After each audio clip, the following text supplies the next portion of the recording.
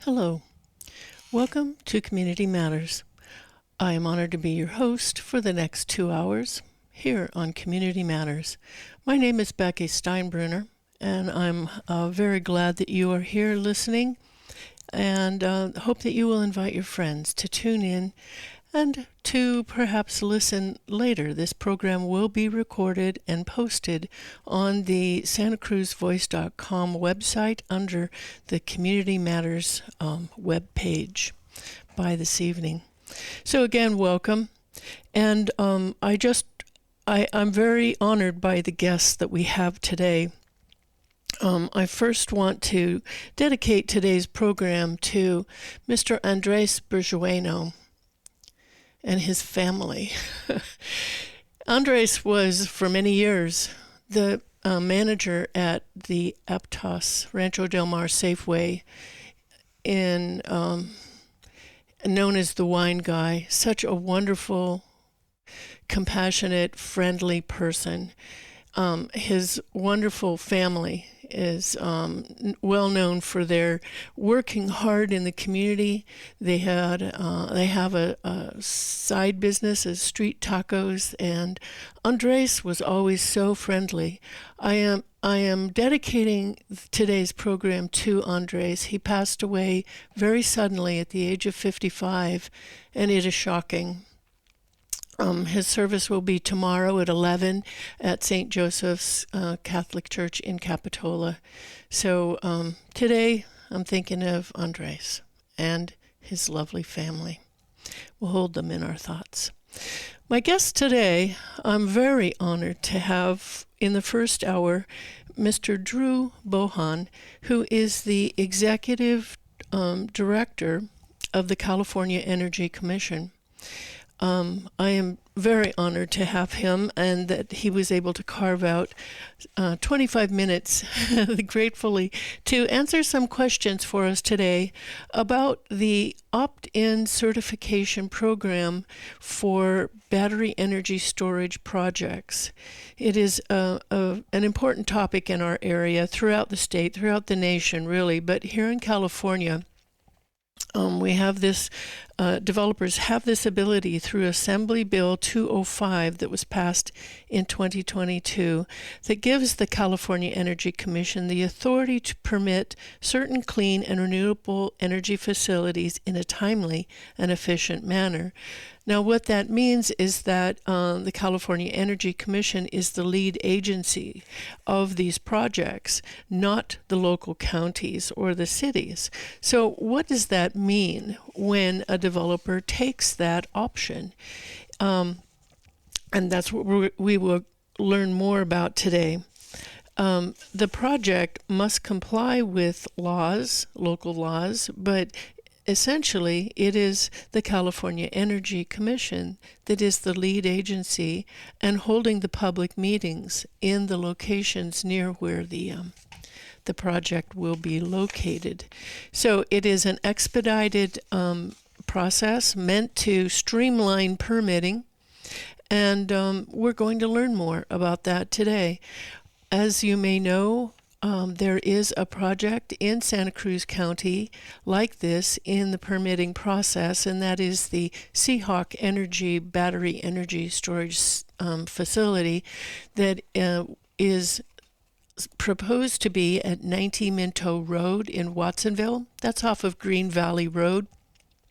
It is in the middle of an apple orchard, agricultural area with disadvantaged communities living all around, working class families, College Lake, and many people are very worried about this. The developer, New Leaf Energy, has threatened the county that if the county does not move quickly on our battery energy storage ordinance, that's the rules that the county would adopt regulating and citing these facilities, New Leaf will go to the California Energy Commission. So what would it look like if they did that? So stick around to this first hour, and we will be speaking with Mr. Drew Bohan, the Executive Director of the California Energy Commission. The second guest in the second hour will be Miss Ashley Bridges, Executive Director of Pajaro, Loaves, and Fishes. And I'm delighted that she will spend an hour with us, talking with us about the good work that they do. So, without further ado, I believe that I have my first guest here, Mr. Drew Bohan. Let's see if we can bring him on. Hi, Becky. Hello, Mr. Bohan. Good afternoon. How are you, Becky? Hello. I'm very well, thank you. And how are you? Just dandy. Thanks so much for having me on your show today. Oh, believe me, it is our honor that you have time to be on the program here. I have just given the listeners a brief overview of the AB 205 opt-in certification process. So we have a little bit of background, but I want to again welcome you to our program here, Community Matters. And would you please spend a little bit of time telling us about you? Well, sure. I'm the Executive Director of the California Energy Commission, and we do a lot of different things here at the Energy Commission. But I think the one you're interested in today the most is our obligation to entertain siting applications. So developers that want to site power plants in California come to the Energy Commission, and we're essentially a one-stop shop where they can get all the permits that are required to do that. So that's one of the main things we do, and it's generated some interest in California in the last couple of years since AB 205 was passed. Mm-hmm. Indeed, and there are. I looked on the California Energy Commission website. There, what I saw is 9 sizable projects in the queue there, taking this opt-in certification route. So, you folks are busy.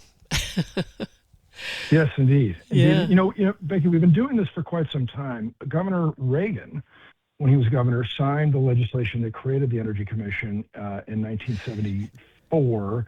And then Governor Brown, who succeeded him in his first term, appointed the first commissioners.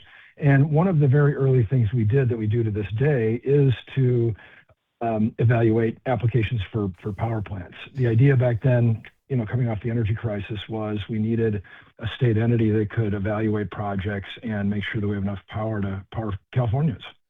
Uh-huh. So there are 5 commissioners. They are appointed by the governor, is that so?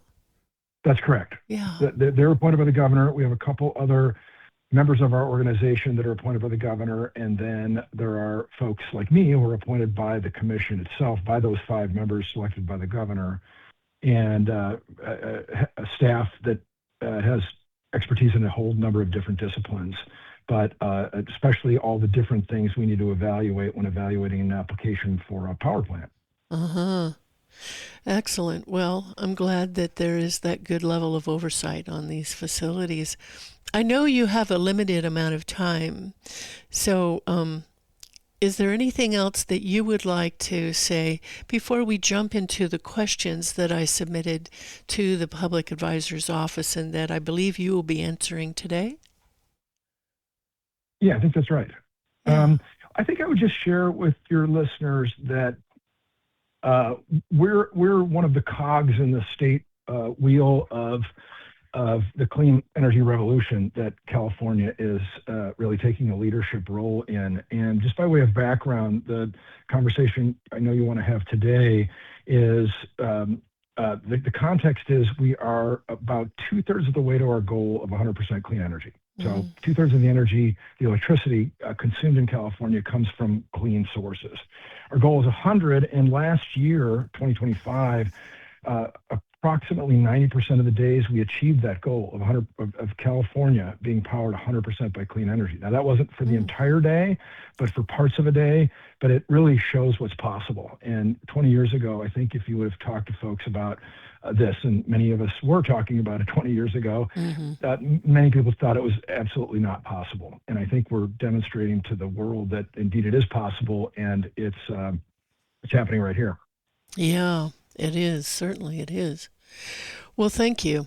And I don't want to diverge much from our question, or really at all from our questions, in my agreement with Ms. Shepard, who helped really facilitate this interview, and I want to give her my great thanks. She's been wonderful to work with.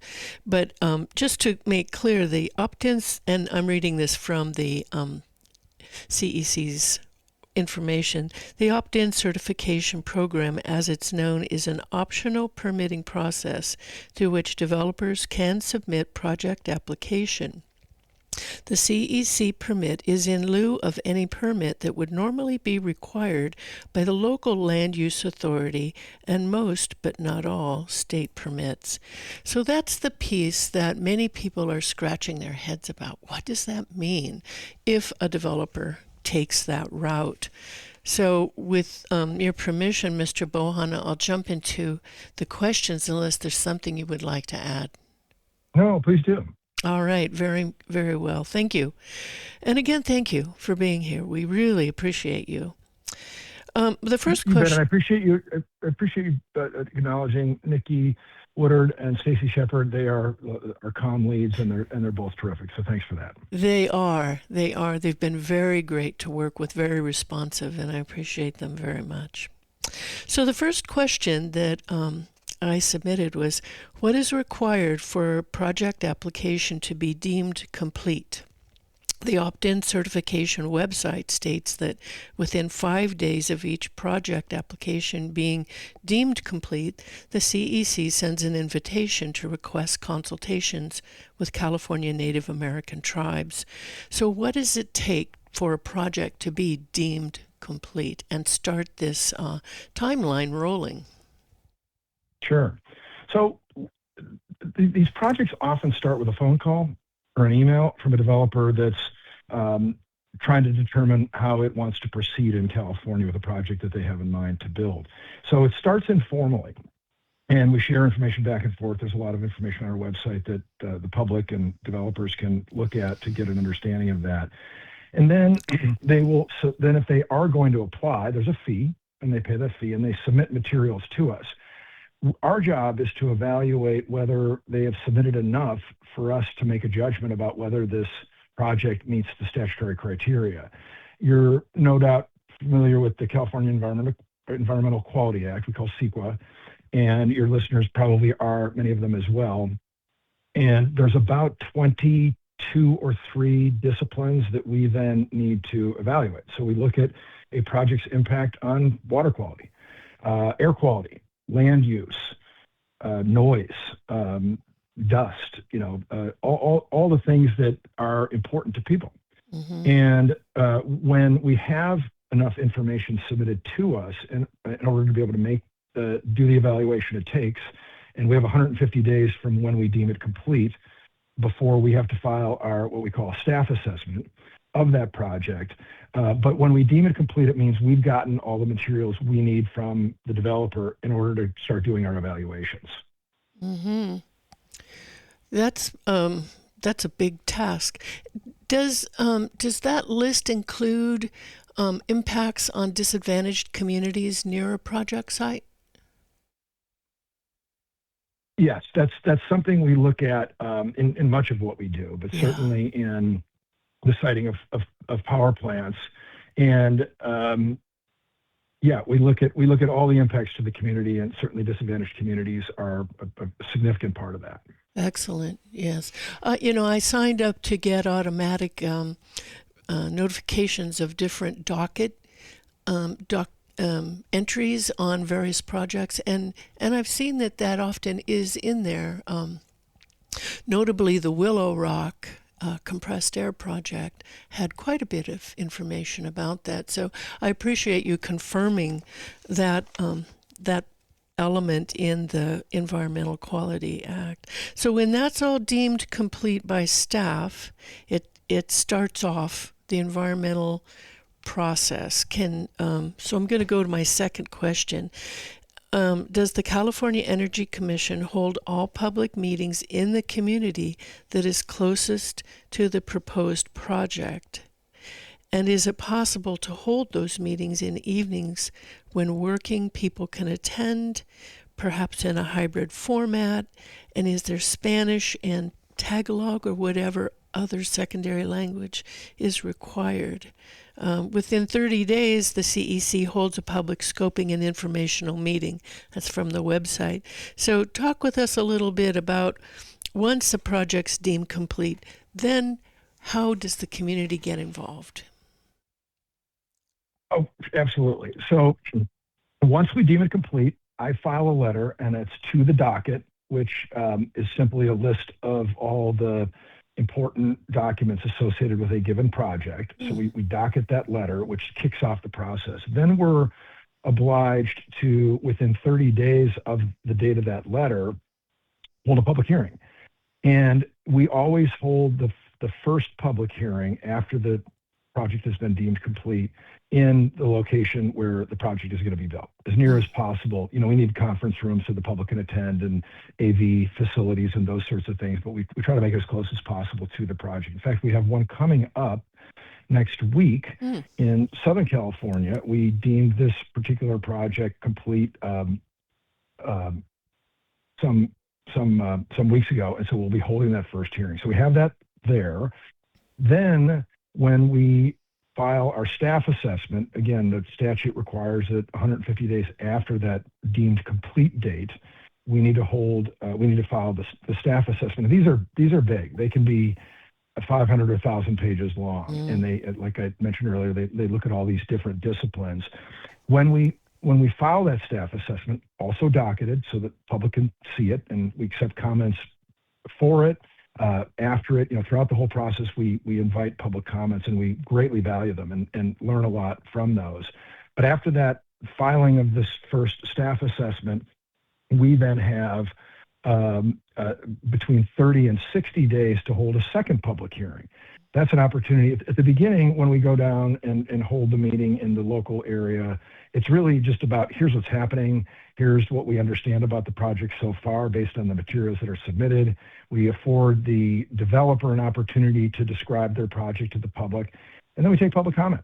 And public comment can be 2 or 3 or 4 people, and it can be 2 or 3 or 400 people. It just really depends on the project, and we listen to everyone. And then again, when we come back after deeming it complete, after the initial public hearing, just to set the table and explain what the process is going to be like, how you can engage. When we finalize our report, this is well before the commission votes on whether they agree with staff or not.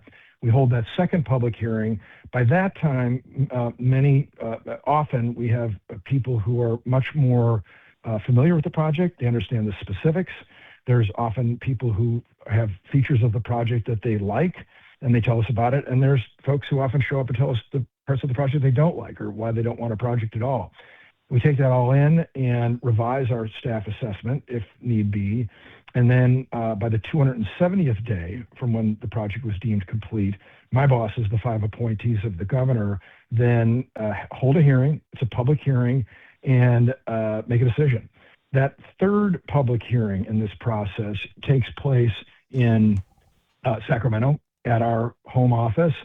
All these meetings are hybrid, so folks are permitted to join by Zoom. We have people join us from all over the state, indeed all over the world, and everyone is afforded an opportunity to speak during that. And then in terms of your question about the timing, yes, we generally do one of a couple of things. So depending on the situation, we try to be nimble, but and some people find it easier to attend and participate in the morning. And if we learn that's the case, and we meet with local officials and others to try to get a sense of this, and we'll do that. But we also will then sometimes split it, maybe take a break, and then reconvene later in the afternoon, so folks who are working during the day have an opportunity to show up or attend by Zoom if they would like to. That's excellent. And do people need to request translation, or is that offered automatically? No, we generally do an assessment, and depending on the demographics of a particular location, we will make a determination as to whether we think that translation is necessary. If it is, we provide it, and it could be multiple languages. It could be Tagalog if there happens to be a number of Tagalog speakers in the area.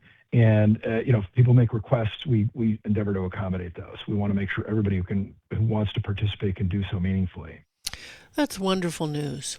Thank you, because there is a very high percentage of Spanish speakers only near a project in Santa Cruz County that is moving along, currently staying local, but they're making noises about coming to the California Energy Commission through this opt-in process. So we're all watching this. So thank you. That's very good news. It's very good news that translation would be automatically provided. Let me move to my... Absolutely. In a case like that, Becky, if there were a substantial number of speakers of any language, we would make sure to accommodate them. I mean, we often have, during a live setting, we have a sort of a little booth we'll set up, and we'll have the live translation happening real time. So people aren't having to read a transcript or make up the time later. They can follow along as we're going. That's marvelous. Thank you. Thank you. I'm going to move to my third question now.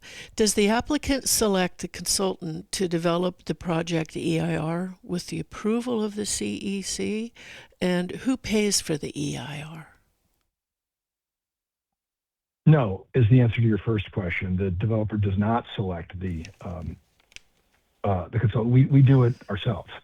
So the way we do it is we have a number of staff trained in a number of different disciplines, again, from biology to tribal issues to all the different things that we need to evaluate for every project. We also then have our own consultants that we've been working with for, in some cases, years, where it doesn't make sense for the state to hire, say, an expert with very particular expertise in something that is important for a particular project, but maybe doesn't come up very often in a lot of projects. For example, you mentioned Willow Rock, which for us was an unusual project. It involves a cavern being dug a couple thousand feet below ground. So we will bring in experts that we don't have on staff and employ them to help us evaluate the project. But they report to us. We're their client. The applicant has no say in any of that. They also don't pay directly for the EIR in the way you phrased the question, but they do end up paying. So the cost of the evaluation that the Energy Commission does is borne by the developer. We charge a set fee up front. And then if the amount of money that we need to spend to evaluate the project properly exceeds that amount, then we bill the developer accordingly. Okay, that's very good information. Thank you. That clears things up a lot. And I'm going to move to my fourth question now, with your permission, unless there's anything more you want to say about Please do. that. All right. The fourth question is, what consideration does the CEC give to the local jurisdiction where the project would be sited? Well, we've done a number of these over the years. We've been doing this for decades, and we often have input from the local jurisdictions, and their input is important. They know the area better than we do.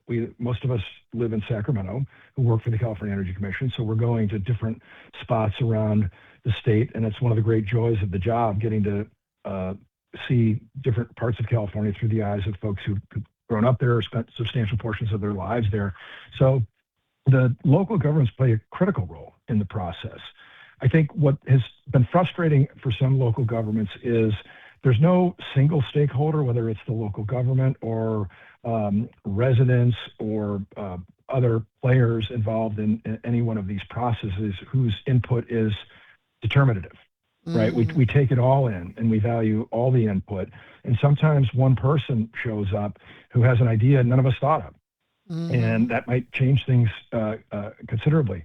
So local governments, given their representative nature and importance in local communities, we pay very, very close attention to. But ultimately, the legislature made a decision to give the jurisdiction to the Energy Commission for these sorts of projects, so that while local input is important, and we listen to it and pay close attention to it and are influenced by it, it doesn't determine the outcome.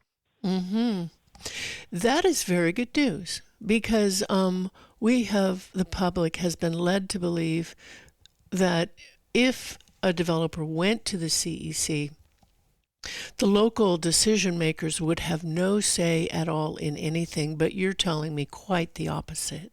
And that's good news. And so the difference is that the local decision makers would present their ideas and comment just like a member of the public would, and then the CEC makes the ultimate decision. But That's paying exactly close right. attention to what everybody says, but I'm imagining with a lot of importance put on the opinions and comments of the local jurisdiction, the decision, like the county board of Hmm. supervisors and things like that. Well, I can't tell That's you right. how refreshing that is, because we've been led to believe quite the opposite, that the local people and the local government would be shut out. So thank you. You are Well, some of really helping here today. some of it, we certainly have heard from some local governments that they feel like um, some aren't happy with the idea that the ultimate decisions are not being made by them. And so, we certainly hear that criticism, but we try to reassure them that we're all ears and we're listening to all points of view. We've had 4 projects so far that have made it to the 150th day after we deem a project complete. So that's the date that we have to file our staff assessment. Again, these are these multi-hundred page documents that evaluate all the different features of the project. So of the 4, 2 of them have been complete and have been voted out by the commission. One was a project up in the northern part of the state. The staff assessment recommended that the commission deny the project. The commission agreed. That project was denied. Ah, Another project was in Fresno County, one of the largest in the world. It was a very, very large solar and battery storage project. Staff recommended that that project be approved. Commission again agreed, and it was approved. The 2 other ones that have made it to this point where we've filed this very large document, we call it an EIR, Environmental Impact Report. Staff has recommended that the project go forward. So it varies. Some projects we recommend go forward and they do. Some we recommend they don't and they don't. And, we've had a mix throughout the years of that. So our job is to call balls and strikes as staff and try to be dispassionate about it and leave our biases at the door and just look at the 4 corners of the law and try to make a recommendation using our best judgment as to whether this project meets the requirements. And in cases where there's difficult issues, we have to balance and we say, well, here's this impact, which isn't great. But look at the benefits of this project. Do the benefits outweigh the impacts? mm-hmm, And those aren't easy calls, and reasonable people can disagree. mm-hmm. Indeed. And I would imagine that the alternatives analysis is a big part. Does the commission look at that? Is this the best place for a project like that? Are there alternative areas that should be considered? Does the commission ever make that determination or suggestion to a developer? Every time. Every Yes. time. The CEQA statute builds in the requirements that we look at alternatives. Yeah. So that's a built-in part of it. One of the alternatives that we look at often is the no project alternative. Uh-huh. Other times it's a reconfiguration of the project at more or less the same footprint site. But we had a project in the desert in San Bernardino County recently that we're still working on. And there were concerns about a species, a bighorn sheep, that that concerned a number of biologists and other local people. And what we then did is created an alternative. It was the same basic project footprint, but we adjusted things and moved some of the equipment and the fence line away so that there would be a buffer from the edge of the project, the fence line, to it's called the 10% slope. So the slope where the bighorn sheep in this particular case spend most of their lives, and that provides a better opportunity for the impacts of the project to not have a negative impact on the bighorn sheep. So we do that sort of thing with every project. That doesn't mean every single one gets changed or that an alternative is deployed in every instance, but we absolutely do look at alternatives. That is excellent. That is excellent and very reassuring. Thank you. I'm going to move to my 5th question now.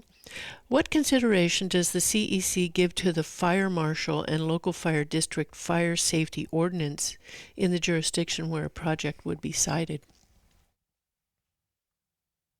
Well, my bosses have said this publicly. I believe I've said it publicly. If not, this will be the first time. But public safety is our number one concern. Yeah. Period.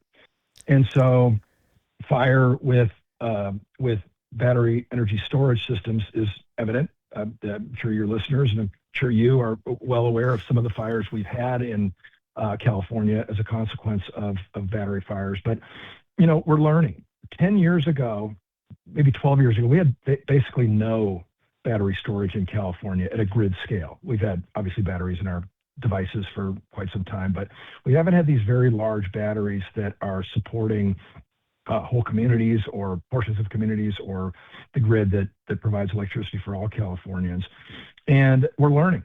Mm-hmm. Today we've got on the order of 17 gigawatts of battery storage supporting our grid. And to put that in perspective, our total maximum load from a couple of years ago within the California Independent System Operator System, which is most of California, was 52 gigawatts. So we've got an awful lot of battery storage that's just been brought online in the last really less than a decade. And we've learned. And so some of the fires that have understandably gotten a lot of attention and made people concerned were in buildings. So the one down your way in Moss Landing was in a very large building, and the industry has learned. And the projects that you were describing when you listed them at the beginning, the 9 or so projects, they're all not in buildings. They're in individual canisters. They look like railroad box cars, a little bit bigger, but basically that same shape. The idea being that if one of them fails and a fire does start in one, and by the way, we're learning a lot more about how to avoid fires in the first place by imposing different measures to reduce the probability that a fire even starts. But if it does, you're not going to see a 100-foot fire flame conflagration like you did in Moss Landing, or there was another one in Otay Mesa in the southern part of our state. And that means you are able to contain the fire to a much smaller area, and firefighting professionals can address it much more easily. To answer your question with that background, absolutely. We consult with the local fire experts. We work closely with our sister agency, who shares a building with us here in Sacramento, what we call CAL FIRE. There are also national codes. The National Fire Protection Association, NFPA, has codes that we we oblige the developers to meet. If you can't meet their codes, you're not going to build in California on our watch. There's the Underwriters Lab. Some of your listeners may be aware of UL. A lot of your consumer products you look, you'll see a label for UL. They also do large things like big batteries. We impose obligations that developers also meet those requirements. And the Public Utilities Commission imposed some standards recently. So we're learning. And we're getting better, and as a consequence, fire is not eliminated from the picture. It's not that we've gotten to the point where there will never, under any circumstances, be a fire. But the hope is that, and really the evidence shows that the number of fires are going down dramatically, even as the amount of megawatts of battery storage are installed is going up. So things are moving in the right direction. Finally, I would say the chemistry at Moss Landing was called nickel manganese cobalt, NMC, and it appears, we don't tell the industry what to do, but it appears the industry has been moving from that particular chemistry to one called LFP, lithium iron phosphate. They're both heavily lithium based, but they have different constituents, and evidence suggests that this LFP chemistry is better in terms of propensity for burning and that sort of thing. So we're hopeful. Yeah. There are still fires with these box cars full of LFP batteries. The Warwick, New York, Correct. was one of the most recent ones. So there's still the risk with that. Yep. I was impressed by the CEC's set aside of $270 million for non-lithium long-term battery storage. So I don't want to put you on the spot, but many people are No problem. concerned about the lithium, the hazard of the lithium technology, and there are other alternative battery storage systems that could be used. Does the CEC plan to try to incentivize those because of the risks of the lithium chemistries? I would say in a way, so we have a couple different units within the California Energy Commission. One of them I haven't mentioned is our research division. And we've been doing energy research now for a couple decades.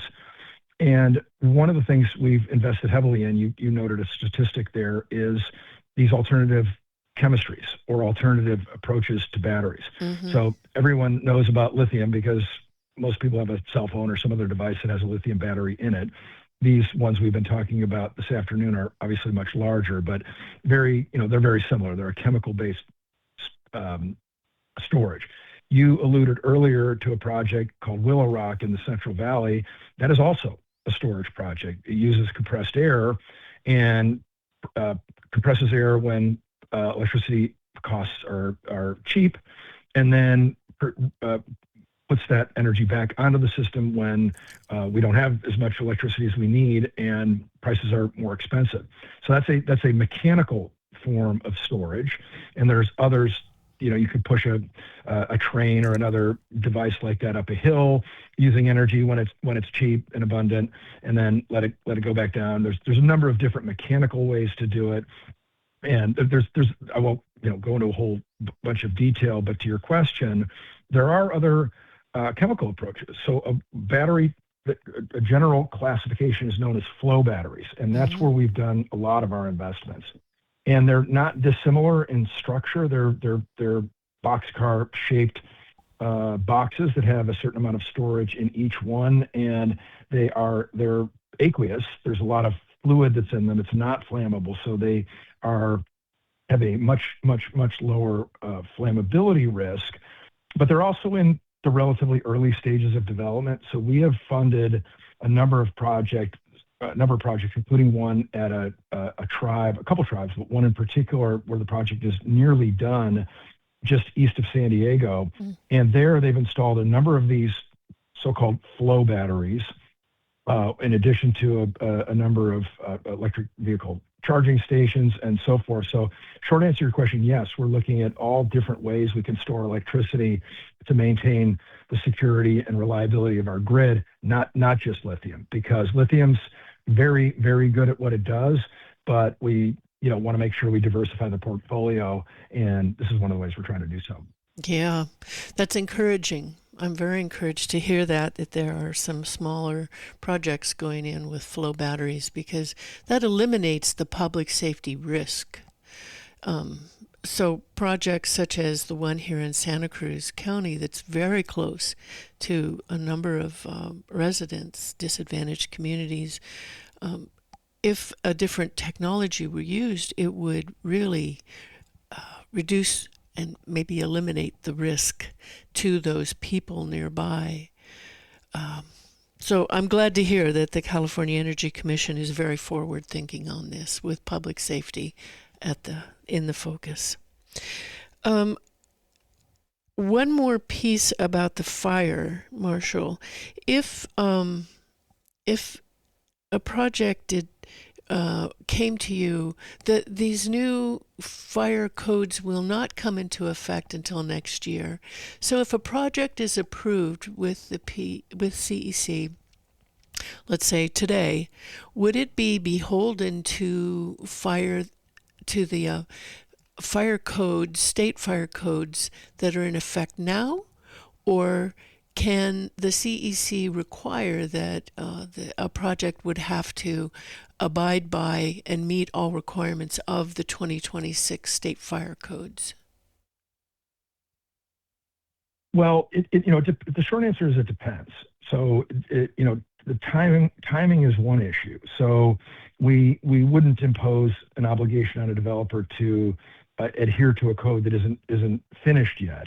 On the other hand, as we evolve in our understanding, we keep an eye on these developments, and to the extent there are changes that can be made to an already permitted project, we entertain those possibilities. So it really just depends. But as things are being developed, we keep a close eye on it. But once we've issued our final determination and the commission has voted, we then impose conditions on these projects. All of them have multiple conditions under which they need to operate. And we use in the case of fire, we use the most current ones, but we keep an eye on what developments there are. And if there's something that can be added later that makes a lot of sense, we certainly contemplate that. That's excellent. Excellent. Thank you. I want to thank you for taking time here today. You are giving us such good information that we've not had before. So you're helping our community a lot here today, Mr. Bohan. I want to thank you. I have a few more questions left. Do you have time? Oh, sure. All right. Thank you very much. You've already answered my sixth question, and that was about the final licensing business meeting being held locally or not. And you've already answered that would be held in Sacramento, but would be available in hybrid format with translation. Did I understand that correctly? Yes. Okay. Yep. Thank you very much. Let me move to my seventh question. Does a BESS moratorium in a jurisdiction where the project application is to be cited influence the CEC's consideration of the project? That's been an issue for some. Yeah, and I think the short answer is yes. In the same way we talked earlier about input from local governments, we absolutely want and take and utilize input from local governments, whether it's in the form of we'll sit down and meet with local officials, we'll attend meetings that we're invited to. We really want to be flexible and responsive to the needs of local government. And absolutely, if they've passed an ordinance years ago or they passed one yesterday, we're going to absolutely take that into consideration.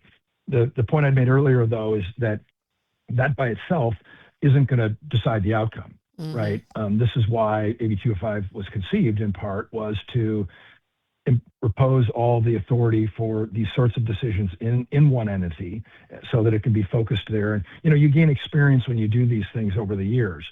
We did a lot of natural gas-fired power plants over the years, and we probably have as much expertise in that area than, just about anyone. Our expertise with lithium batteries is growing by the day. But I think that was part of the vision of the legislature as well, that you have an entity that does, 1, 2, 5, 10 of these, and your body of knowledge really grows. So by all means, we would pay attention to and not ignore a local moratorium or ordinance, but it wouldn't determine the outcome. Mm-hmm. Okay, thank you. That was an issue that was raised recently in Monterey County. One of the supervisors requested that the Board of Supervisors impose a moratorium. There had been, there certainly was the big fire at Moss Landing, but then there was a second fire down in the southern part of the county, and that's when he said, that's enough. We've got to put a moratorium on so we get our ordinance, to give us time to get our ordinance intact. And the consensus of the rest of the board members is we don't want to do that because then any project developers would run to the CEC and we would have no jurisdiction at all. But Right. you're really giving us a different picture here today, Mr. Bohan. So thank you. Thank you. And different developers, we don't influence how developers make their decisions, right? If they come to us, wonderful. If they prefer to go through the local government, that's fine too. We're very much in a receiving mode. Thank you. I'm going to move. I believe you've already answered my eighth question, and that was about whether or not the CEC requires a project alternative analysis at all levels of the environmental review, and you answered yes, that is a critical part. So thank you for that. This is my final question. What consideration does the CEC give to the local jurisdiction's BESS ordinance if it has been developed and locally approved during the CEC opt-in certification process? I don't think that really changes anything, right? If there's an ordinance that was drafted 5 years ago, or an ordinance drafted during the pendency of our evaluation process for a project in a given community, it wouldn't change how we approach it. We would still take it very seriously.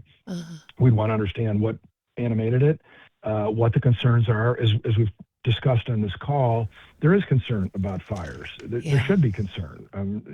People that are fearful of harm to their families are going to be concerned, and so we want to absolutely evaluate whatever's in an ordinance and try to get an understanding and maybe adjust things in the project, or not approve it, or it really depends on the situation. But we would absolutely look at that.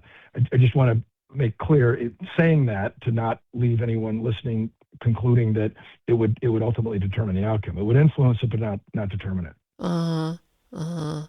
So an example of this situation would be, I think it's the Corby Best project up in Solano County, where they had a moratorium, and the developer went to the CEC, and it's in progress now. And then in the meantime, Solano County developed their own ordinance.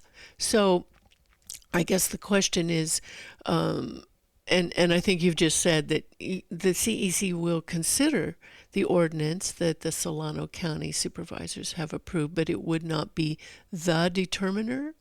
Can you clarify a little bit about that? Just talk about that a little more, if you can. Sure. Well, again, I think you go back to the intent of AB 205. Yeah. Right.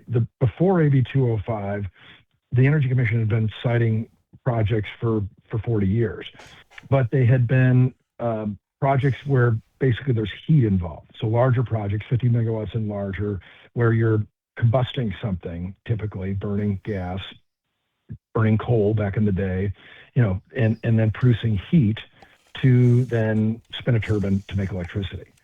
And AB 205 expanded the Energy Commission's jurisdiction to other things like windmills that don't use heat to produce electricity, and solar fields that don't use heat to produce electricity, right? And batteries that don't produce electricity at all but store it.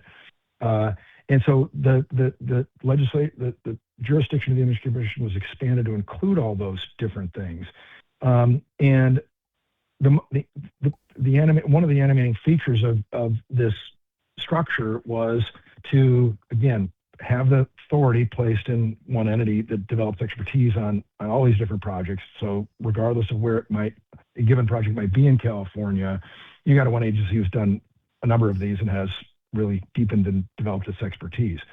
So whether an ordinance was passed, we've had a couple. We've had a couple projects we've worked on where there is an ordinance. Corby is one you mentioned.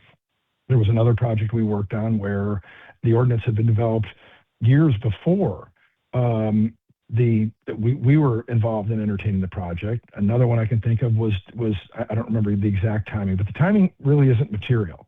Mm-hmm. Whether it's an old one, a brand new one, a local ordinance will be respected. We will give it its due, and we will try to determine what motivated it and meet with the locals and understand that. And it will always have an impact on what we do. It just won't ultimately be what decides the outcome.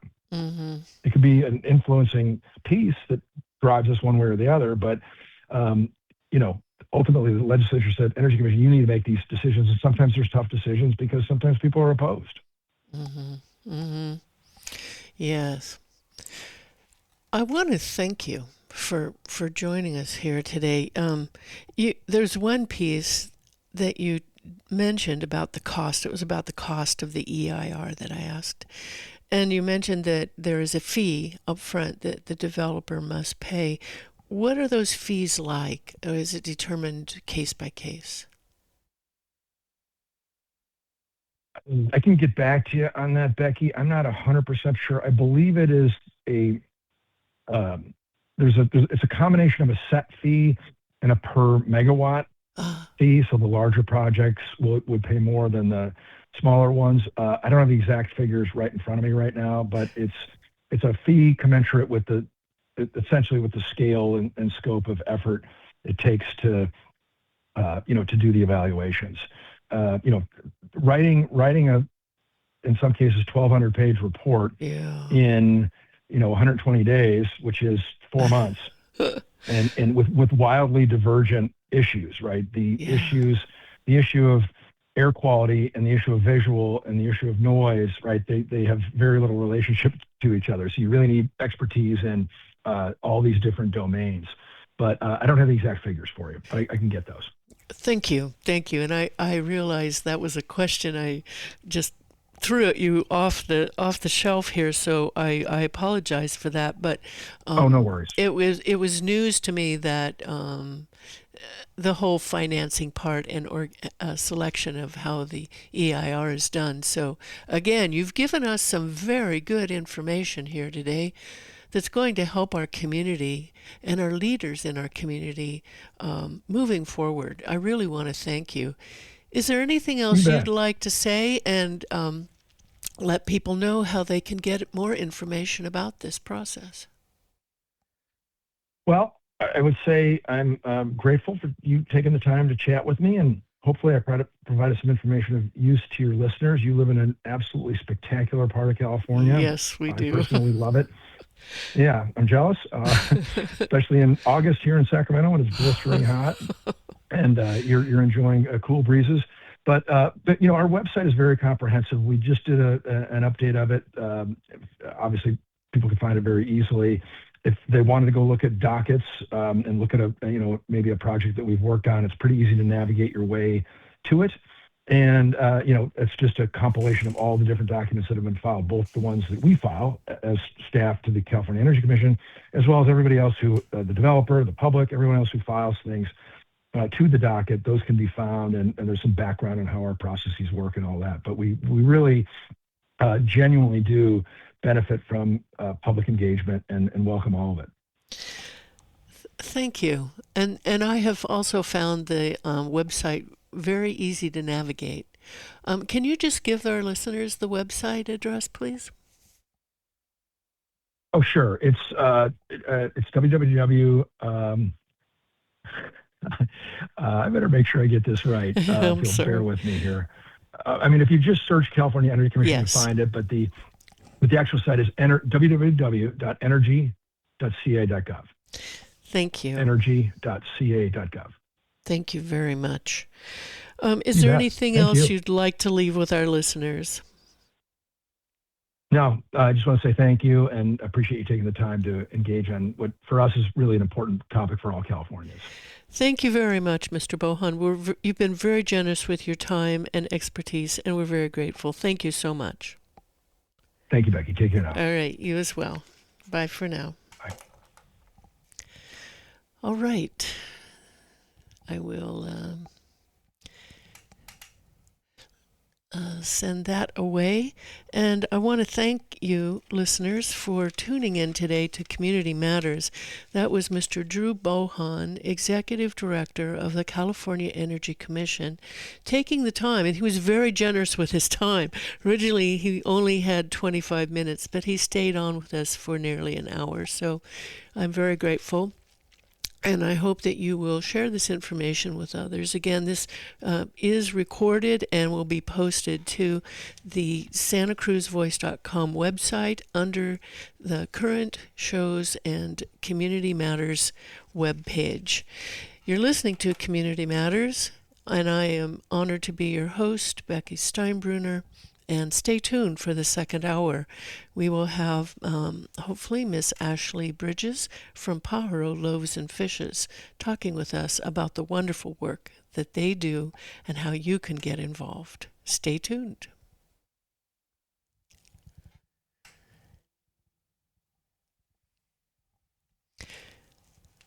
So I'm going to continue talking. I'm not on the air, but this is recorded as part of the program. So those who who listen to the recording will hear what I'm saying now for the next 5 minutes. I don't just want to have dead airtime on the recording. So again, I was very honored to have Mr. Drew Bohan, the executive director of the California Energy Commission, really giving us a good picture of what the AB 205, it's noted, through a piece of legislation, opt-in certification process that was passed in 2022, meant to streamline permitting of alternative energy facilities and battery storage. It has caused a great deal of angst here in Santa Cruz County amongst our supervisors. I urge you to take a look at a couple of meetings, recent meetings that the Santa Cruz County Board of Supervisors have held. November 17th of 2025, and then more recently, January 13th of 2026. You can find those recordings if you look up Santa Cruz County Board of Supervisors and click on Meeting Materials. For both meetings, you will need to scroll down a bit and look under Archived Meetings, but find the date of the regular Board of Supervisor meetings on those two dates, and then you can click over on the far right to the video, which I prefer, and you can go on. Once it will come up with a split screen with the video and the agenda underneath. You can click on the agenda item, and it will take you directly to that place in the video where that item that you click on was discussed. So the thing that has driven the Santa Cruz County Board of Supervisors to take, I'm going to use the term feverish action, to move a new set of rules regulating a large battery energy storage projects in the county, and really dealing with land use related more than regulatory aspects of these facilities. What has driven that is the project that is in permitting process, and that is the Seahawk Energy Project at 90 Minto Road. That's off of Green Valley in Watsonville. And the developer is New Leaf Energy. They would be the company that just installs all this. The owner is Sequoia Energy LLC from Canada. New Leaf Energy is from Massachusetts. They are the driver here. And they have been working on this project for, my goodness, 3 or 4 years. Kind of waiting for the farmer, Mr. Lukrich, who owned the orchard, where they want to put this next to the large substation, their power substation. He passed away, and the authority of the land went to relatives who had a different view of how the land could be used. It is a productive apple orchard. And so agreements were made, and that kicked off the feverish process here in Santa Cruz County with then Santa Cruz County Supervisor Bruce McPherson, who was one of the movers and shakers with Central Coast Community Energy, known now as 3CE, that depends on achieving and boasts of achieving 100% renewable energy by 2030. The state's goal is 2045. And that was enacted by Senate Bill 100 in 2018 that requires all electricity in California to come from renewable and zero carbon resources by 2045. Santa Cruz County and 3CE adopted the year 2030 much faster. And so Bruce McPherson really pushed this battery energy ordinance through in his last few weeks as supervisor of the 5th District.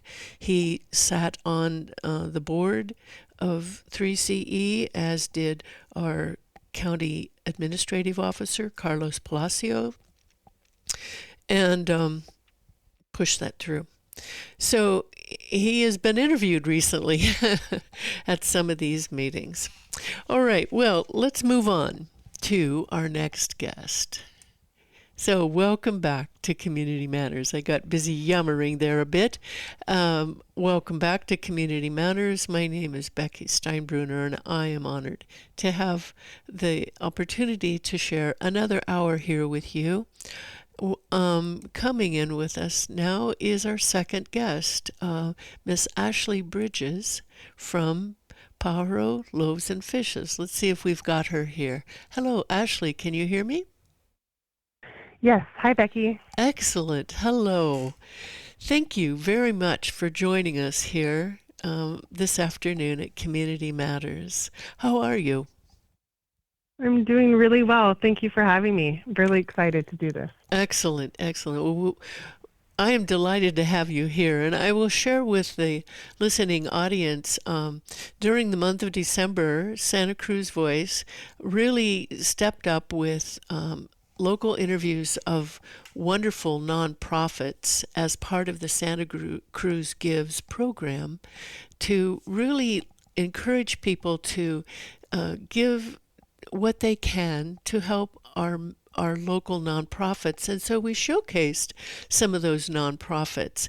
And I was scheduled to interview Ashley, Miss Bridges here with Pajaro, Loaves, and Fishes in December, and then there was a power outage at the station, and we couldn't do anything. So Ms. Bridges, I'm really glad that you patiently awaited your turn to come back, and hopefully it will really give our listeners a good idea of what you are doing and how they can help. So thank you very much, and I apologize again for the snafu that happened in December. Oh, no worries. Thanks for having me. If you would please tell us about you and then about Pajaro, Loaves, and Fishes. Of course. So I am the executive director of our organization, and I have been for 5.5 years. I started pretty much right after the pandemic, and it's a very interesting time to come on board, but gave me a lot of opportunities to learn the organization really quickly. And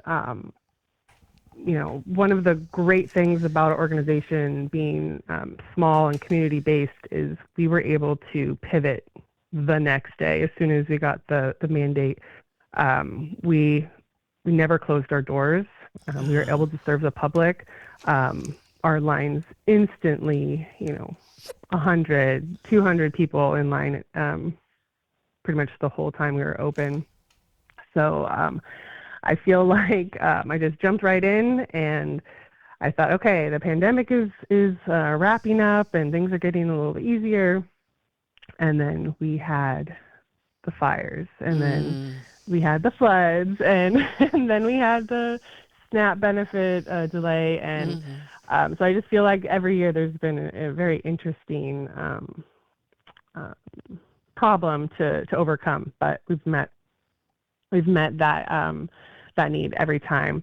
So I'm just waiting, as an executive director, I'm just waiting for us to get into a period of stability, and it just doesn't seem to be happening anytime soon.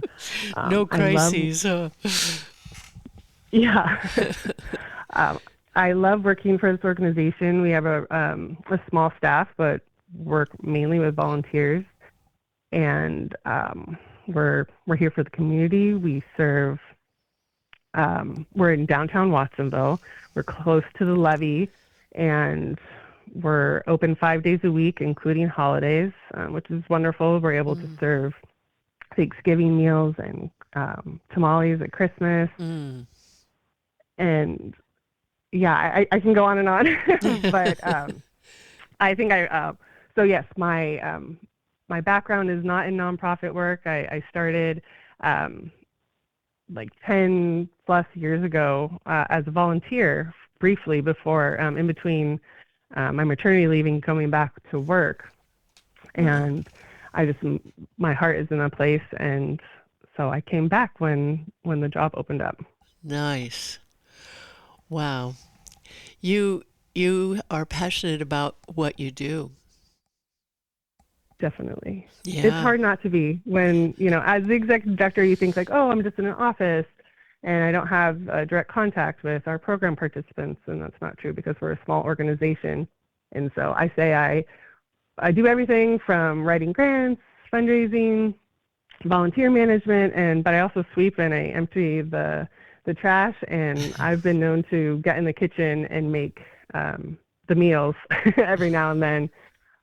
So it's just a grassroots, every, hard workers, volunteers and staff alike.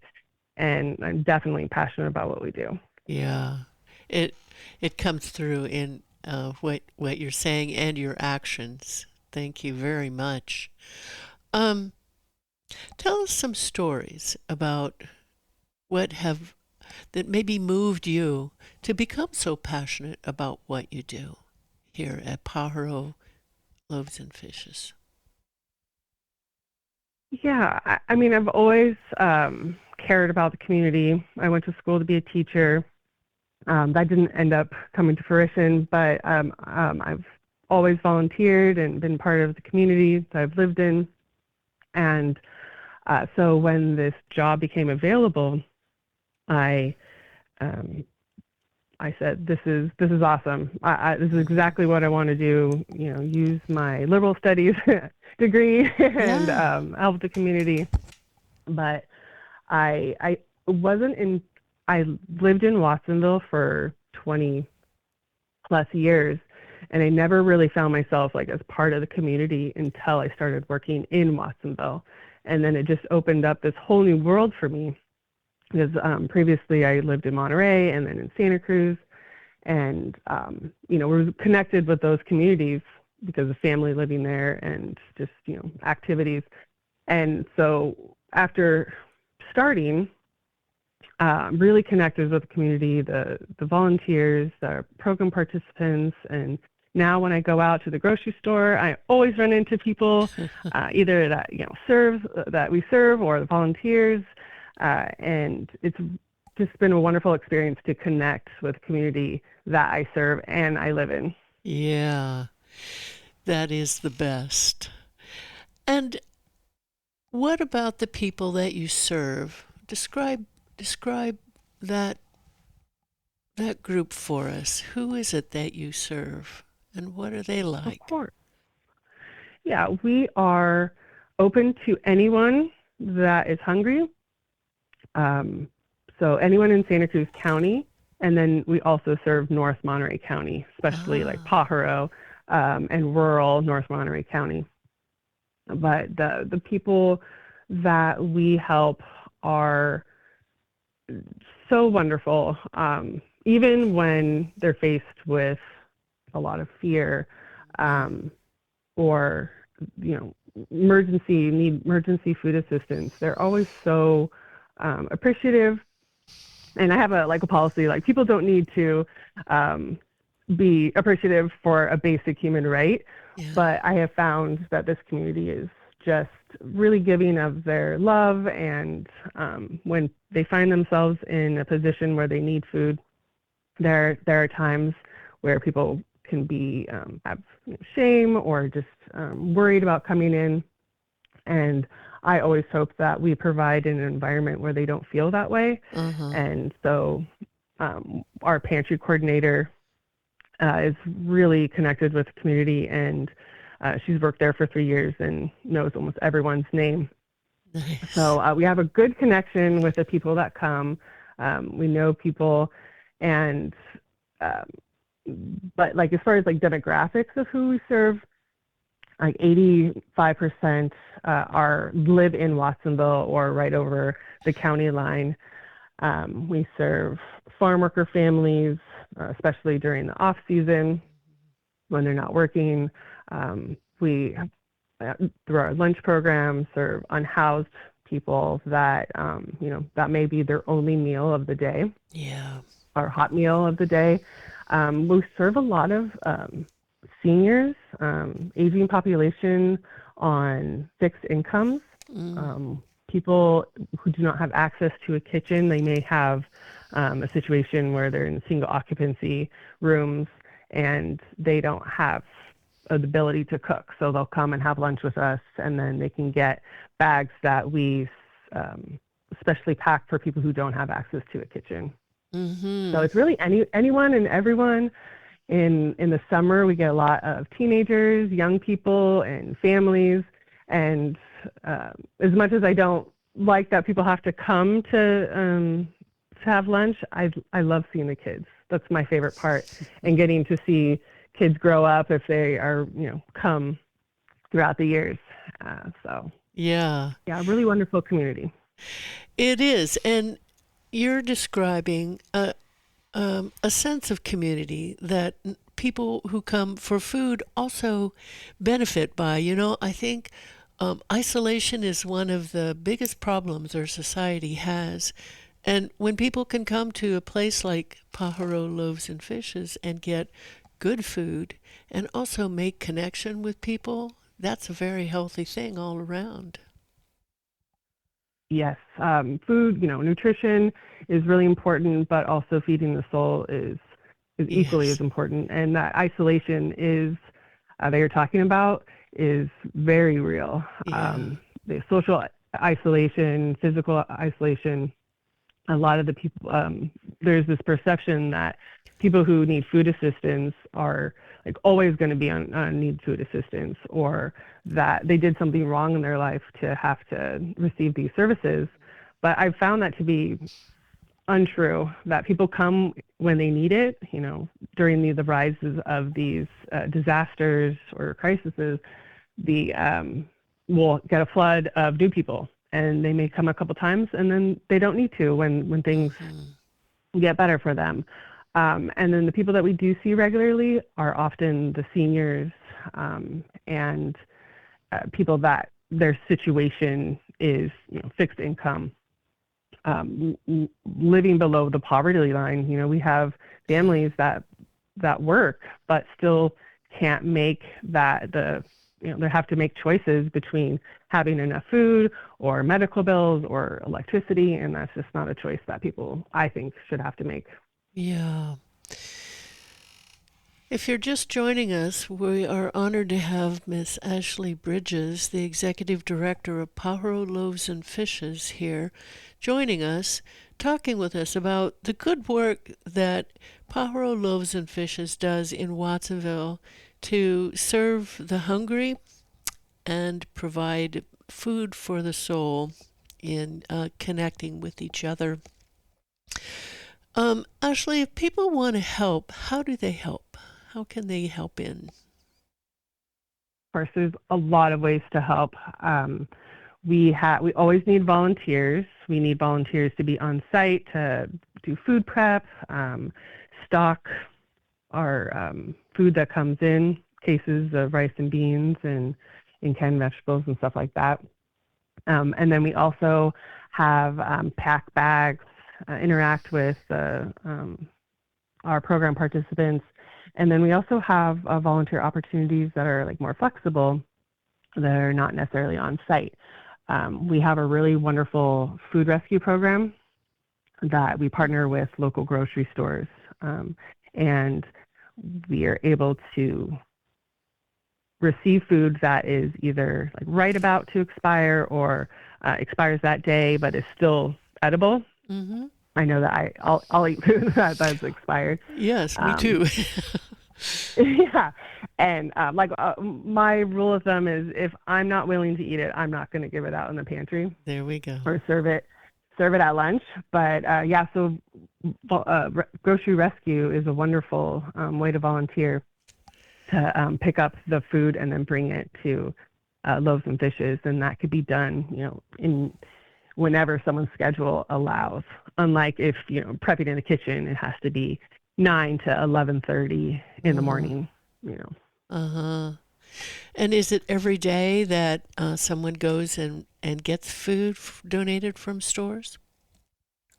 So we have right now we're going about 4 to 5 days a week. Yeah, it depends on what they have, but we do what we call bread runs 2 to 3 times a week, and then that's through Food Max, and then through Staff of Life in Watsonville, we get a lot of dairy and bread and a lot of really interesting food items that are maybe our participants don't normally have access to. And it's been interesting. At first, a lot of people are like, oh, I've never seen this. What is this? I don't think I want this. And then our pantry coordinator will say, no, try it like this, or a lot of soy-based products. And people will come back and say, oh, wow, I really like that. Do you have that again? And so it introduces a lot of foods that people may not normally eat. Yeah, that's marvelous.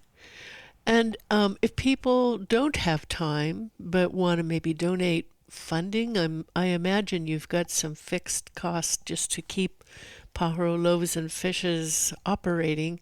How can they help?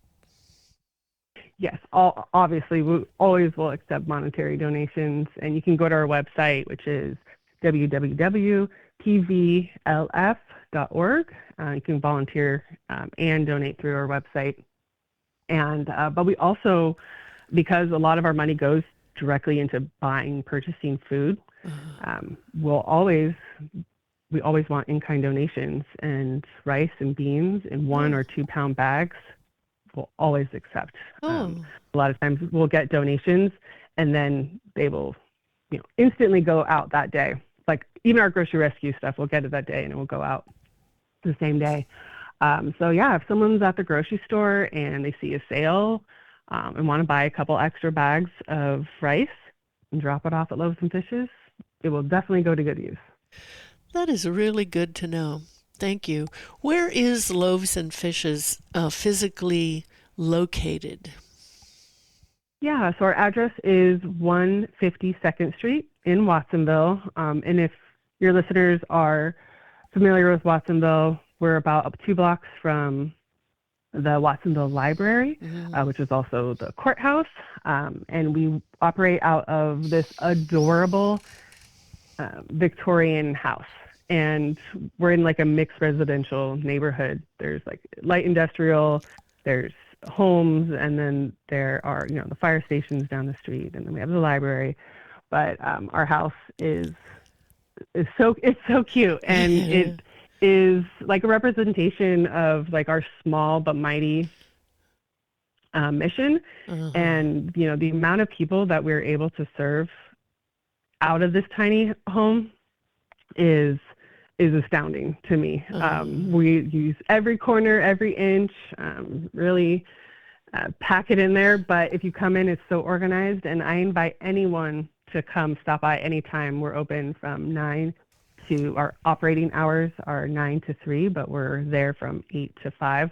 And if anyone ever wants a tour, you can come just stop by and ask for Ashley or Cecilia, and one of us will be happy to show you around. And I've never met anyone that's come to Loaves and Fishes and hasn't felt like something special. One of the stories that I like to tell is, obviously it's a home, and there's been a lot of families that have come through that a family came, gosh, this is like 3 years ago, and it was the matriarch and her 3 daughters, and they wanted to bring her to the home that she lived in with her grandma. And I think she was like 75, 80. She was this teeny tiny little woman, and her daughters brought her, and they brought a picture of her sitting on the steps, which we no longer have because we have an ADA ramp to get into the house. But you could see, it was the same house. And she said that her grandmother used to make rice and beans and tortillas and give it to people traveling along the train tracks.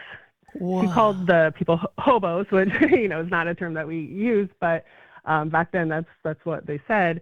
But yeah, so it's always been a place where people feed people, and that spirit is definitely still alive today. How interesting. What a great opportunity for you to learn about the history of the house and the family that lived there, and to know that this place seems to have this gift imbued within it to help those who are hungry. That's a beautiful Yeah. story. And I I'm know. I was looking so at lucky. yes, and I'm glad that they brought her. Do the daughters live in Watsonville or nearby?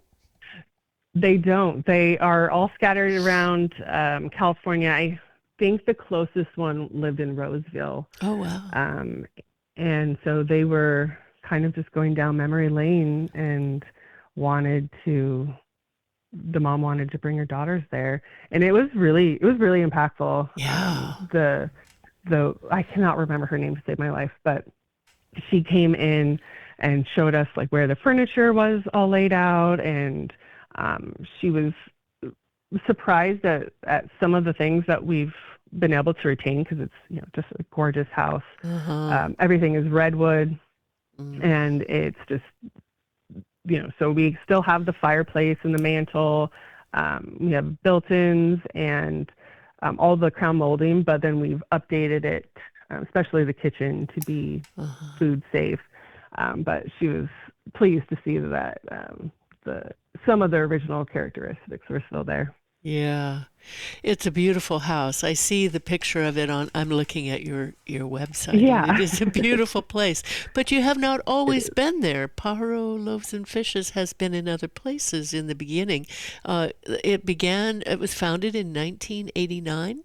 Tell us a little bit about the history and where you have been. Yes.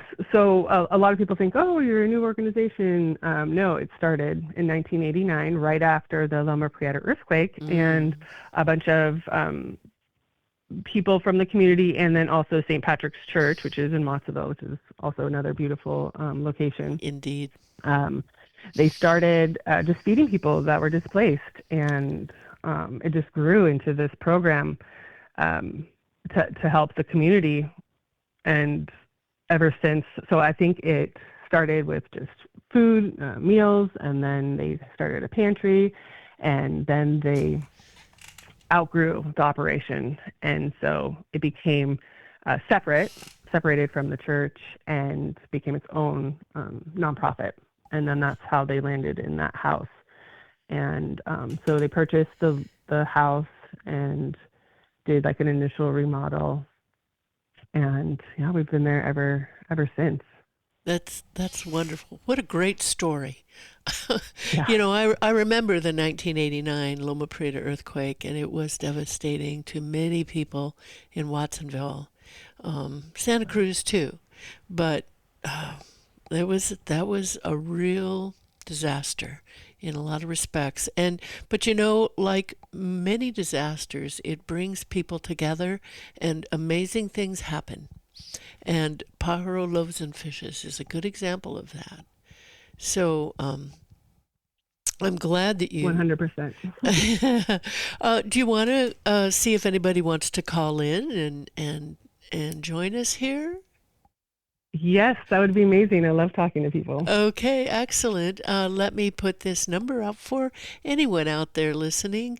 Call in and join the conversation with Miss Ashley Bridges from Pajaro Loaves and Fishes. Here's the number, 831-265-5050. Again, 831-265-5050. And we would love to have you join our conversation.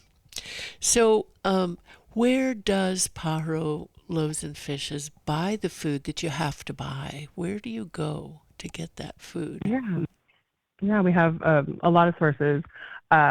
one of our major donors is Second Harvest Food Bank. And a lot of people think like, oh, Loaves and Fishes is Second Harvest. And no, we are a completely separate nonprofit. But the food bank is where we get, I'd say, about 70% of our food from. And they're a wonderful partner. We get like all the USDA food through them. And then Second Harvest purchases food, and then we will purchase food from them. Occasionally, they have programs where like extra items we can purchase if they have it. And then when I first started, we didn't have to buy a lot of food outside of Second Harvest, but because of the great need that we've had recently in the last 3 years, we've had to find other ways to purchase food. And so I was lucky enough to find this wholesale company that we would be able to order from, at lower quantities. And so it's a wholesaler in down south, and we've partnered with Gray Bears, which is another amazing organization mid-county that serves seniors. Yeah. And so they had some extra warehouse space. And so we rent space from Gray Bears, and we're able to do like a combined purchase because I, never bought food at that quantity. And so we split up the load. I think it was a 10 pallet minimum. And so just kind of like, oh my gosh, that's a lot of food to buy all at once, a lot of money. And so, but that is where we store that food, and we bring it weekly into our site where we have a storage bin. And then our grocery rescue and Costco and Safeway, a lot of little stores, Santa Fe Foods in Watsonville. Whatever we need, we'll get what we need. A lot of Live Earth Farms. They're huge donors, in-kind donations. And, I forgot about that with the grocery rescue. We'll get stuff that they couldn't sell or didn't sell their CSA boxes, but then they also donate extra produce. We get like anywhere from 20 to 45 crates of vegetables from them a week. That's very, very good. Live Earth Farms is an organic farm, correct? It is, yes. How nice. Yeah. Boy, we're so lucky to get it. Yeah, and they're in Watsonville, right? Yeah, they're in Watsonville in the non-city area, but close by. Yeah. Boy, what a wonderful community. I'm going to give out the number again. No one's called yet, but we encourage anyone to call in 831-265-5050 and tell us your story about if you know someone that has benefited by Loaves and Fishes or has volunteered there. Call in and join the discussion. I will say that my daughter was in the California Conservation Corps, and they had to do a lot of volunteer hours, and she came quite often to Loaves and Fishes and helped there and really enjoyed it. She really enjoyed it. So many people... Was this recently? It was about, I'm going to say about 3 years ago. Yeah.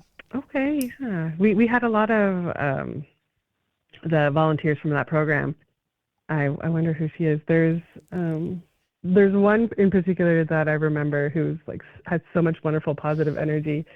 But that's a wonderful program. We have an AmeriCorps member that we have that we get every year. It's similar though. The other one is mainly climate, and this AmeriCorps is more about direct service through the community and outreach.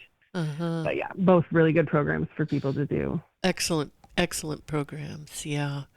And nice that they get involved in the local community through organizations like yours, knitting us all together, really. So Definitely. What I'm glad you mentioned getting warehouse space from gray bears, because I wondered, where do you store all of this food, and how does that work? Yeah, I will be the first to admit it's not the most efficient system, but we do what we have to do. So we'll get weekly deliveries from Costco, and then we'll do our shopping trips to Safeway and Nob Hill. But yeah, so we did. I think I ordered 10 pallets this most recent time, and that's just rice and beans and pasta and oh my God, canned veggies. And so we go through it. We have a volunteer who lives close by Gray Bears, and they work in Pajaro, so they pick it up and they come and drop it off Oh, excellent. every week. And so it's kind of piecemeal. It's kind of the organization we are. But we have a container that we call Bob's Bin, Hmm.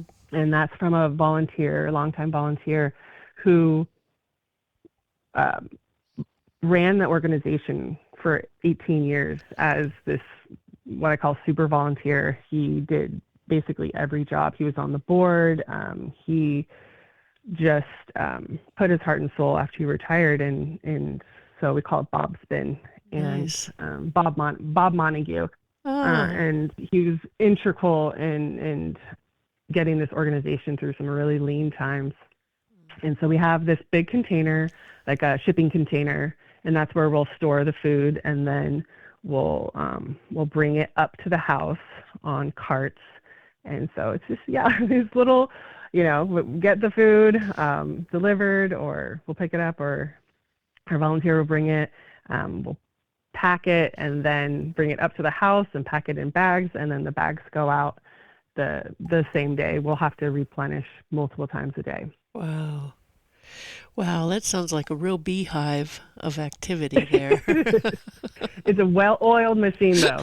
I'm sure it I'm is. always proud of that. People always say, like, "Oh my gosh, you guys are so organized," and I think that's like one of the highest compliments you can give Indeed, a small organization. indeed, indeed. Helping so many hungry people. Hmm. So many. Yeah. Thank you. Um, who is the cook, or do you have multiple cooks, and how do they decide what to make? Good question. So we have recently just decided to bring on two cooks, and that is because our program is really dependent on them. And when I said I would find myself in the kitchen, Uh-huh. and there was a period of time where I needed to cover for weeks and months at a time, and that just wasn't sustainable. Even though I Yeah. enjoyed it, I don't know if everyone enjoyed the food I made, but the I'm sure it was so we great. hired two part-time cooks for coverage, and so we just hired these two wonderful cooks and they started the same day to cover our original cooks Mm. leave. And so their names are Art and Miguel, and they're buddies, and they're really good with the volunteers, and they make good food, and we're lucky to have them. And the way that they decide is really whatever they want to make. Sometimes it's spurred by what kind of donations we've received that week. Sometimes we're expecting to get something and it doesn't show up, so they have to quickly pivot. But I'd say the majority of the food that they make would be like Mexican themed. We always have pinto beans, and what do we have for lunch today? Oh, today was chicken, rice and beans. We always have vegetables and salad and fruit. Mm. And one of the things that I like to brag about for our organization is that we are a green certified organization. Hey. In addition to like feeding people, I think being good stewards of the environment is also important. So we have everything that we use is reusable, washable. The only thing we Wow. throw away is the napkin. And the food is actually really good. One of our lunch guests, who's pretty regular, said that oh gosh, this is so funny.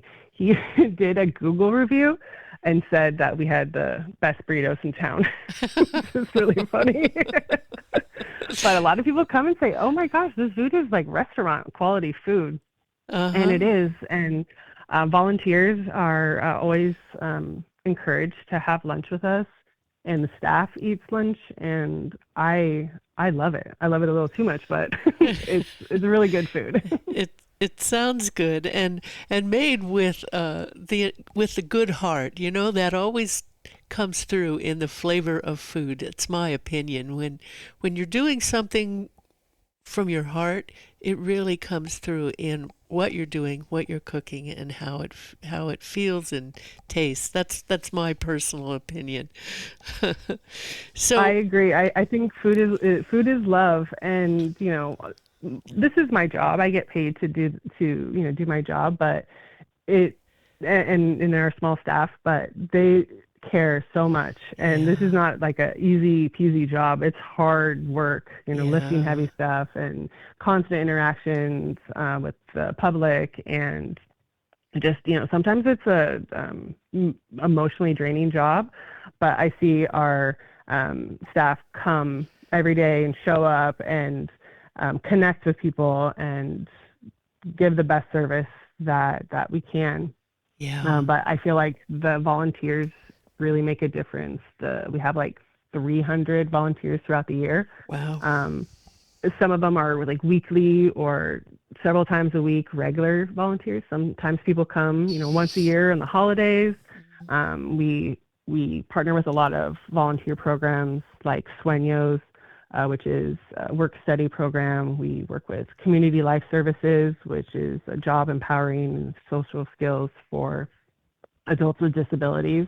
Ah, And we even get people like on workers' comp who can't do their jobs but can volunteer, with slight restrictions. And so we just have all these different types of volunteers that people I would never have, encountered in my daily life.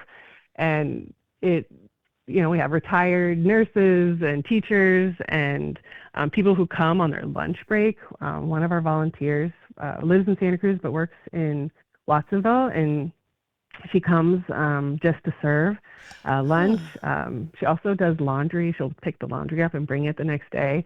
Our volunteers are Wow. amazing, amazing. Wow. Wow, that's amazing. For Yeah. those of you who have just joined us, I'm honored to have here with us this afternoon Miss Ashley Bridges from Pajaro, Loaves and Fishes in Watsonville, a great organization serving many hungry people and providing a volunteer opportunity for those who want to connect with others in the community. Um, so people eat inside this beautiful Victorian house. How many people can come at a time? Can you see? So actually, our dining area is a covered dining area outside. We Ah, would definitely not be able to fit the lunch program inside. We serve anywhere from 60 to 150 lunches a day, wow. depending on the time of year. Winter time is always busier than during the harvest season. But yeah, we get people come in, and we have a volunteers serve one item, the protein, the salad, the veggies. Uh-huh. And one of the things that we always say is we're not just plopping food on a Yeah. plate and saying, here you go. Every guest is asked, would you like this chicken? Would you like rice? Mm, And that allows them to have autonomy or, agency to choose, hey, I don't like beans, or I don't like this.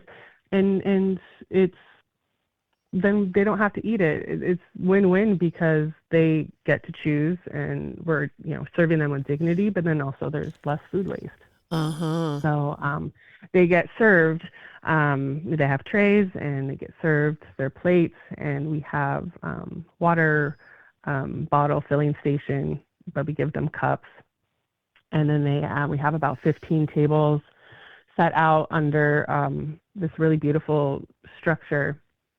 And rain or shine, Monday through Friday, we are Nice. there. Yeah.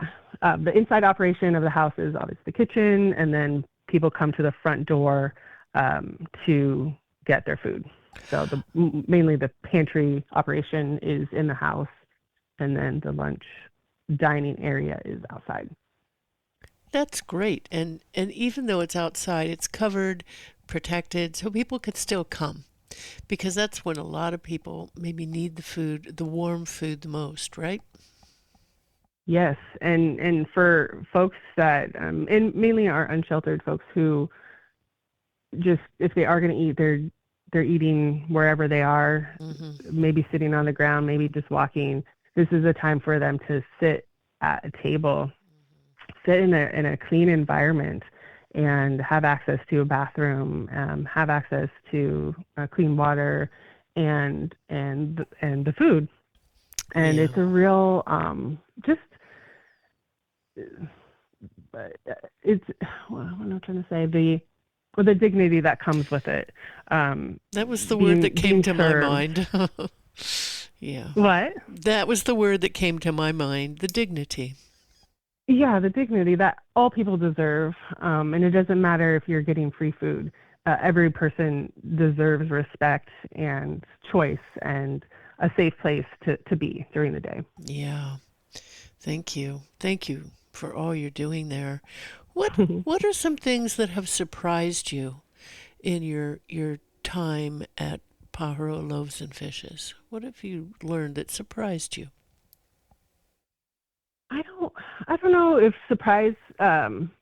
any like surprises, but like reaffirming the heart of the community and people. How there's times like, oh my gosh, how are we going to feed all these people? Like in November when people didn't get their SNAP benefits, and we saw this huge influx of people come. I'm like, oh my gosh, how are we going to do this? And the community showed up. And so, not to say that's surprising, but it's like if there's a need and we reach out to the community, they show up. And I think that is amazing. You know, anytime that we've had any major need, either through these natural disasters or whatnot, people step up, and it always works out. It always works out. Yeah. And so, maybe surprising, but just affirming that people really care about their neighbors and want to help. Yeah. You know, I sense that is really the heart of Watsonville. I always feel that when I go to Watsonville. I live in the mountains outside of Aptos, but I always like going to Watsonville because it seems, maybe it's because a lot of people there work in the agricultural sector, but people seem more grounded, more in touch with each other. I don't know, there's just a different feel there that I really love. I grew up on a farm myself, and it's kind of hard to find people with that rootedness in the earth and the appreciation and respect for each other. So Watsonville is a great place. And I really want to thank you for serving those in Watsonville and Pajaro that really need some food. You know, it is getting harder to make ends meet when you have a limited amount of money or no money. And to have a place like what Pajaro Loaves and Fishes offers is a real gem in our community. So thank you. Thank you very much. And for those who want to join, just how do we find you? How do we donate? How do we, you've given us some good ideas, but just highlight that a bit again, because I really want to do all I can to support you. Yeah. I'd say first thing, stop by our website. Again, it's pvlf.org. That you can find how to donate funds, how to volunteer. We also have like an Amazon wish list, which I always say, just look at the wish list and then buy from your local grocery store. But we always need rice and beans and canned veggies and spaghetti sauce, stuff like that. And again, come check us out. You'll see that we're working hard. I say we're a small but mighty organization, and through our pantry we see 75 to 100 families a day that come through. Wow. But total throughout the year, we serve 30,000 meals a year, and then serve total about 14,000 individuals through the pantry and through the lunch program. And that's a lot from a 1,200 square foot house. Yes, it is. And very limited staff and volunteers too. You mentioned that there are some work-study programs that you partner with. Do you want to talk with us a bit more about that? Yeah, so I didn't mention it the first time, but we also get service learners through CSUMB. They have to, part of their program is the students do 30 hours of community service. And so we have wonderful college students that come through. The Sueños program is for, I think they're like 17 to 24-year-olds. And then we partner with a lot of high schools, the local high schools, Aptos High, Watsonville High, PV High. Oh, good. I love when young people come and volunteer. As a volunteer when I was younger, it made a huge impact in my life, and that I brought into adulthood, what I brought into how I raised my kids. And so planting that seed with young people is so important, to get a broader view of the community and see the need and how they can help. And we've had volunteers that come in adulthood and say, I volunteered here when I was in high school and I want to come back. And so there's like that full circle. And we just had a board member join who came as a lunch guest with her mom, and they volunteered, and she is now on our board of directors. And so I swear this place just attracts people, and they want to keep it in their hearts and want to help the organization, help the people that we serve. So yeah, well, the house, based on the story you told us earlier about the elder woman coming with her daughters, the house has always been a magnet for that spirit of helping feed people and keeping the community nourished and connected. So it's a wonderful story, and how lucky we are to have Pajaro Loaves and Fishes in our community, and you and Art and Miguel and Bob's Bin and all of these wonderful people that have come together. I'm reading a little bit on your website. Richard and Mary Solari made possible the purchase of this house. Are they on your board?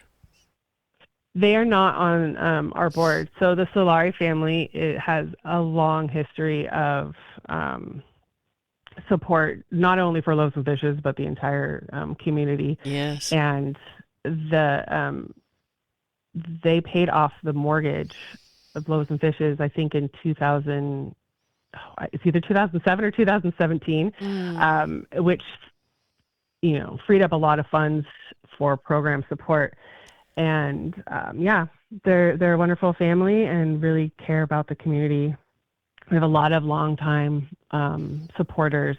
When I first started my job, I wanted to reach out to donors, and the first call that I made was to Esther. I won't say her last name, but she said that she started donating. Like, she saw an article in the newspaper in 1989 and started donating $5 a month, and she sent in a check, $5, and then as inflation happened, she more and she was my first call. And so I always like to call her back when I get her checks and just say thank you. And Nice. it was just a wonderful way to start connecting with the people who support Loaves and Fishes. Yeah, yeah. And oh, I lost my train of thought there. I was Sorry. just thinking And I about went on a tangent. I was thinking about what you said. And it is it is that the piece about the community coming together and the youth being part of it and looking each other in the eye and conversing. Do you want this? Would you like this chicken? Would you like this Hmm. salad?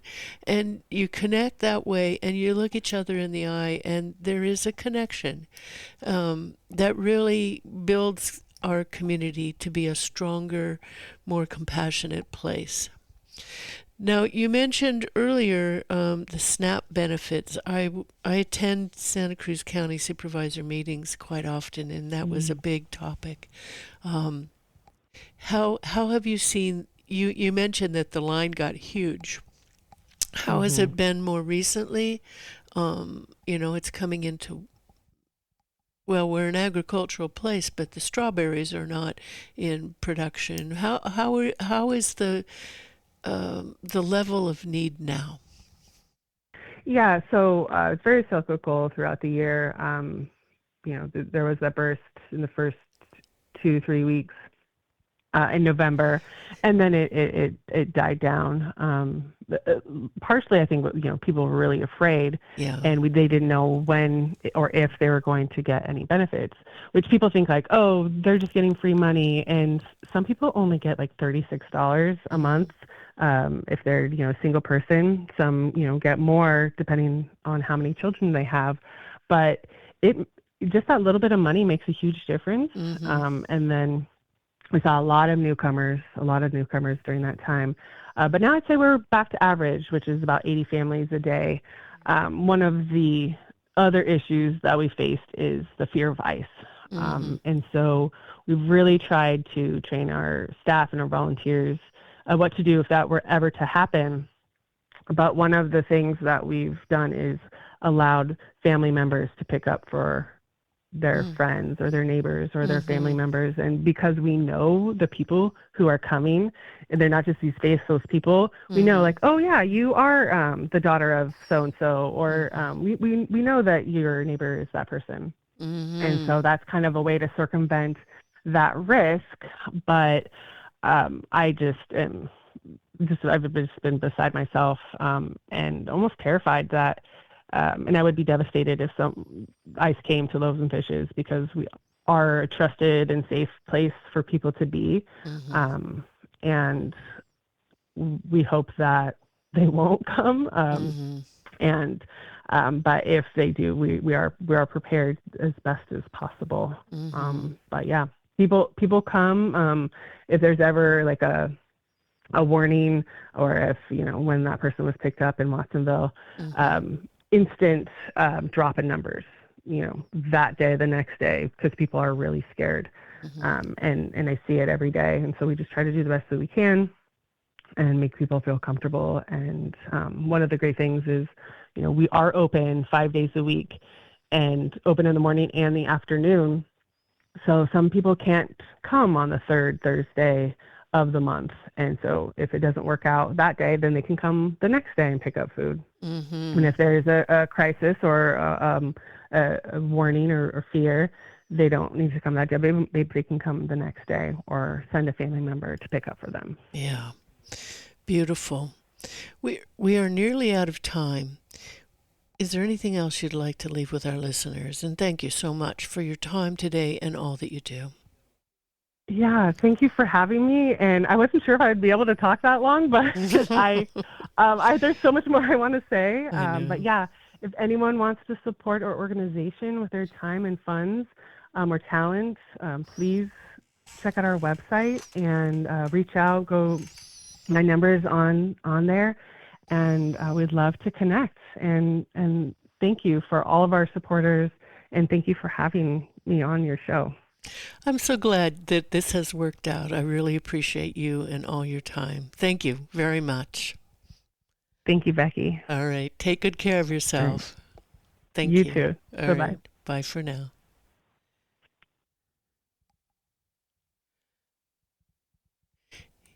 And that is the end of Community Matters for today. Thank you very much for joining us. And stay tuned for next week. We'll have some more amazing guests.